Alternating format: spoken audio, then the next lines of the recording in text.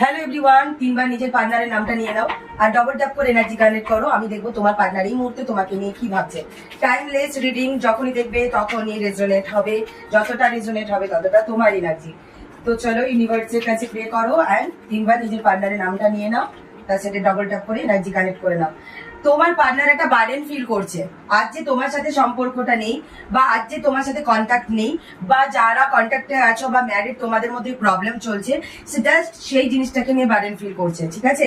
কারণ তার মনে হয়েছিল যে পাস্টে তোমাদের যখন সম্পর্কটা এন্ডের মুখে যাচ্ছিল বা নো কন্ট্যাক্ট জোনের মুখে, বা তোমাদের সাথে একটা সেপারেশন মেন্টাল যখন সিচুয়েশন এসেছিল, সেই টাইমে যদি সে একটা কোনো ঠিক ডিসিশন নিত বা কাজ করতো, তাহলে আজ এই সিচুয়েশনটা আসতো না। অ্যান্ড সে ভগবানের কাছে প্রে করছে, প্লিজ ইউনিভার্স সবকিছু ঠিক করে দাও।